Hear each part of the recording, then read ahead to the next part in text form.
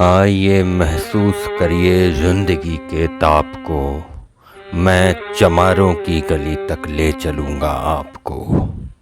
जिस गली में भूखमरी की यातना से ऊब कर मर गई फुलिया बिचारी एक कुएं में डूब कर।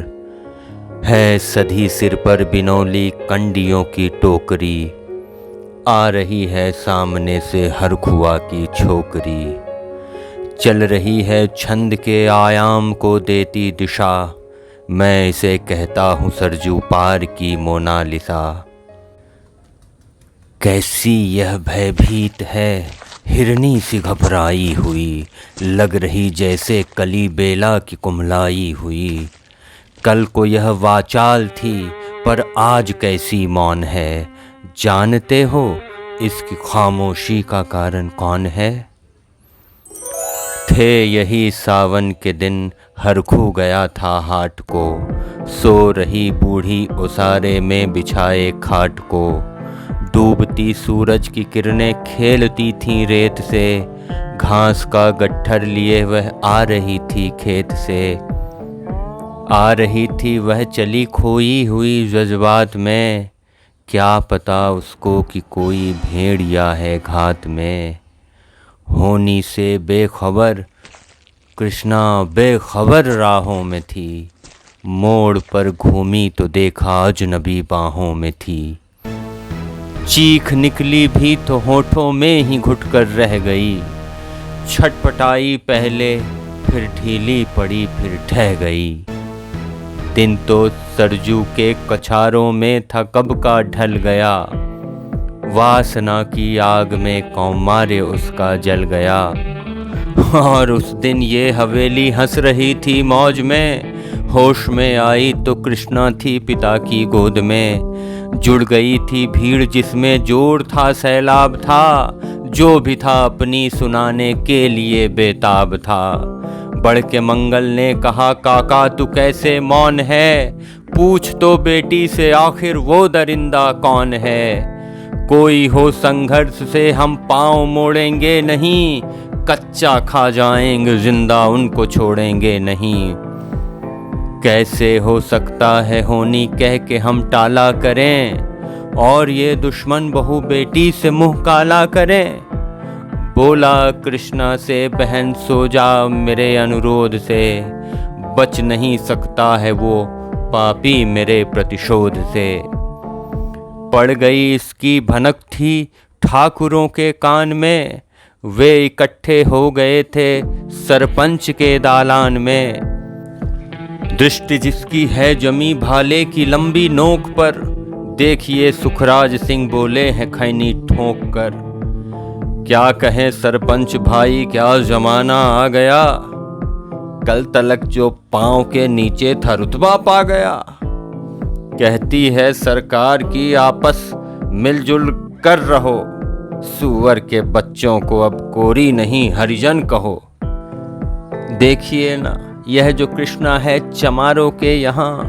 पड़ गया है सीप का मोती गंवारों के यहाँ। जैसे बरसाती नदी अल्हड़ नशे में चूर है। हाथ न पुट्ठे पे रखने देती है मगरूर है। भेजता भी है नहीं ससुराल इसको हर खुआ। फिर कोई बाहों में इसको भींच ले तो क्या हुआ। आज सरजू पार अपने श्याम से टकरा गई। जाने अनजाने वो लज्जत जिंदगी की पा गई। वो तो मंगल देखता था बात आगे बढ़ गई। वरना वह मरदूद इन बातों को कहने से रही। जानते हैं आप मंगल एक ही मक्कार है। हर खू उसकी शह पे थाने जाने को तैयार है। कल सुबह गर्दन अगर नपती है बेटे बाप की। गांव की गलियों में क्या इज्जत रहेगी आपकी। बात का लहजा था ऐसा ताव सबको आ गया। हाथ मूछों पर गए माहौल भी सन्ना गया। क्षणिक आवेश जिसमें हर युवा तैमूर था। हाँ मगर होनी को तो कुछ और ही मंजूर था। रात जो आया न अब तूफान वह पुरजोर था। भोर होते ही वहाँ का दृश्य बिल्कुल और था।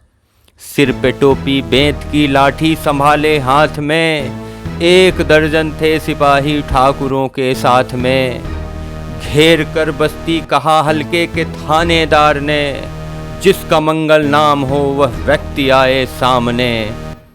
निकला मंगल झोपड़ी का पल्ला थोड़ा खोलकर, एक सिपाही ने तभी लाठी चलाई दौड़कर। गिर पड़ा मंगल तो माथा बूट से टकरा गया, सुन पड़ा फिर माल वो चोरी का तूने क्या किया।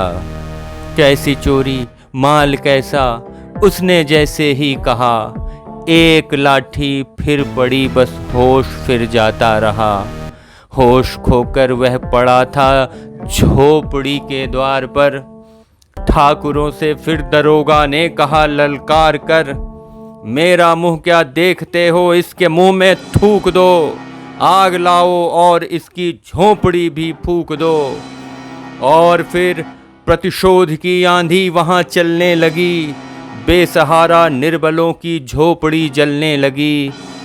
दूध मुंहा बच्चा व बूढ़ा जो वहां खेड़े में था, वह अभागा दीन हिंसक भीड़ के घेरे में था। घर को जलते देखकर वे होश को खोने लगे, कुछ तो मन ही मन मगर कुछ जोर से रोने लगे। कह दो इन कुत्तों के पिल्लों से कि इतराए नहीं, हुक्म जब तक मैं न दूं कोई कहीं जाए नहीं। यह दरोगा जी थे मुँह से शब्द झड़ते फूल से, आ रहे थे ठेलते लोगों को अपने रूल से। फिर दहाड़े इनको डंडों से सुधारा जाएगा, ठाकुरों से जो भी टकराया वो मारा जाएगा। एक सिपाही ने कहा साइकिल किधर को मोड़ दें, होश में आया नहीं मंगल कहो तो छोड़ दें। बोला थानेदार मुर्गे की तरह मत बांग दो, होश में आया नहीं तो लाठियों पर टांग लो। ये समझते हैं कि ठाकुर से उलझना खेल है, ऐसे पाजी का ठिकाना घर नहीं है जेल है। पूछते रहते हैं मुझसे लोग अक्सर यह सवाल, कैसा है कहिए न सरजू पार की कृष्णा का हाल।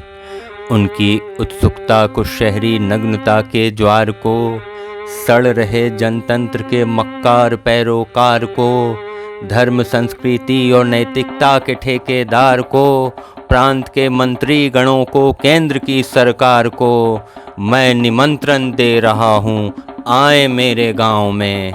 तट पे नदियों के घनी अमराइयों की छाँव में, गांव जिसमें आज पांचाली उघाड़ी जा रही, या अहिंसा की जहाँ पर नथ उतारी जा रही।